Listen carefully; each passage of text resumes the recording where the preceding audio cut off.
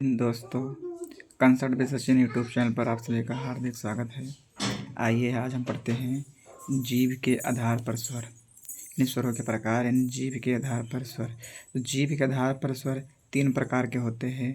Number 1 अग्र स्वर, number 2 मध्य स्वर, नंबर 3 पार्श्व स्वर। यानी जीव के आगे वाले हिस्से से बोले जाने वाले को अग्र स्वर कहते हैं, और जो बीच से बोले जाते हैं उन्हें मध्य स्वर कहते हैं, और जो जीव के पिछले वाले भाग से बोला जाता है उन्हें पार्श्व स्वर कहते हैं।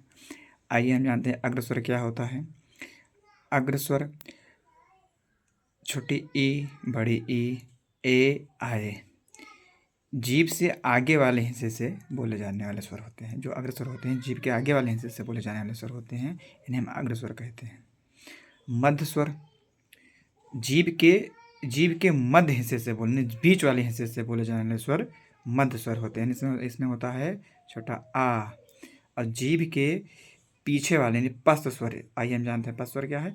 जीभ के पीछे वाले हिस्से से बोले जाने वाले स्वर को हम पश्च स्वर कहते हैं। इसमें बड़ा आ, छोटा ओ, बड़ा ओ, आओ आते हैं। मुख खुलने के आधार पर स्वर। तो मुख खुलने के आधार पर स्वरों को 4 भागों में बांटा जाता है। नंबर 1 समृद्ध स्वर, नंबर 2 अर्ध समृद्ध स्वर, नंबर 3 विवृत स्वर, नंबर 4 अर्ध विवृत स्वर। आइए हम जानते हैं समृद्ध स्वर क्या होता है। यानी जिसमें मुंह पूरा बंद हो, जैसे छोटा ओ, बड़ा ओ, छोटा ओ, बड़ा ओ, छोटी ई, बड़ी ई। इन जिस लिखेंगे हम सुई, इसको याद करने का तरीका है, ट्रिक होता है, क्योंकि सुई सु में छोटा ऊ आता है, इसी से छोटा ऊ बड़ा हो जाएगा, बड़ी आता है छोटी और बड़ी हो जाएगा। सुई जब कहेंगे सुई, जब सुई तब कहोगे ओए, अर्ध समृद्ध में स्वर में आएगा ओए, जब मुंह आधा बंद होता ओए, ओए बोलोगे ओ ए, ओए ओ और ए आएगा, इसमें मुंह आधा बंद रहता। तो इसमें तब ओए इसी प्रकार आएगा। विपरीत स्वर में आ, इन मुंह पूरा खुला रहता है, आ बड़ा आ, मुंह पूरा खुला रहेगा इसमें आ। अर्ध विपरीत स्वर आ ओ, आओ, मुंह आधा खुला रहता है। जब कोई किसी को लेके जाएं सुई लगवाने तो कहेगा छोटा, जैसे सुई जब बोलेंगे तो कहेगा ओए, कहेगा आ, आओ। ओष्ठाकृत के आधार पर, यानी ओंठ के खुलने के आधार पर स्वरों के भेद। आइए हम जानते हैं कि यानी ओष्ठाकृत के आधार पर स्वर 2 प्रकार के होते हैं, वृत्तमुखी और आवृतमुखी। तो वृत्तमुखी में छोटा ओ, बड़ा ओ, आओ, और आवृतमुखी में छोटा आ, बड़ा आ, छोटी ई, बड़ी ऊ, ए, आए, आद आते हैं। यानी कि ओष्ठ के आधार पर, ओंठ के बनावट यानी खुलने के आधार पर स्वर 2 भेद के होते हैं, वृत्तमुखी और आवृतमुखी। आप लोग इसे जाति के आधार पर स्वर के भेद। आइए आज हम जानते हैं कि जाति के आधार पर स्वर कितने प्रकार के होते हैं।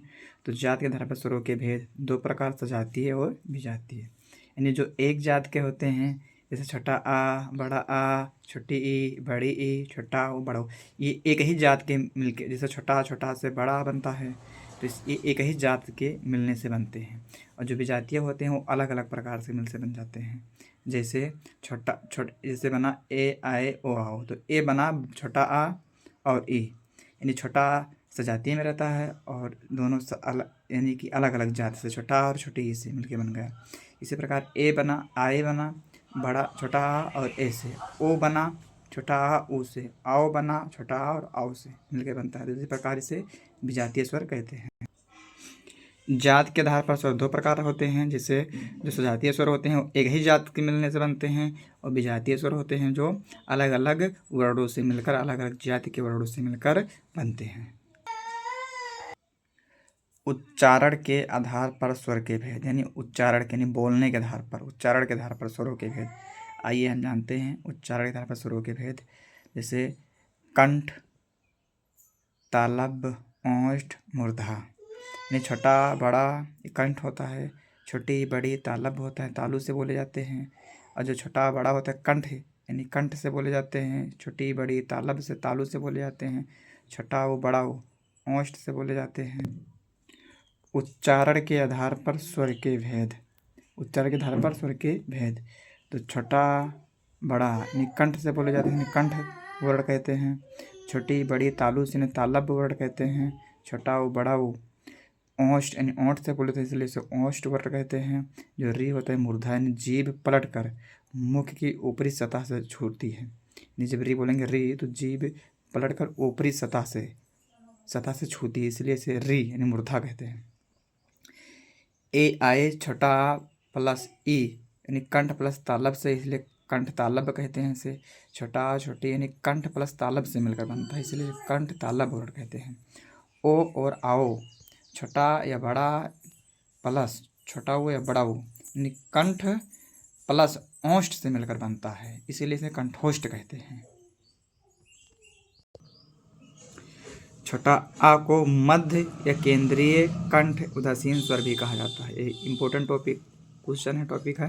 ये छोटा आ को क्या कहता है? मध्य, केंद्रीय, कंठ या उदासीन स्वर भी कहा जाता है।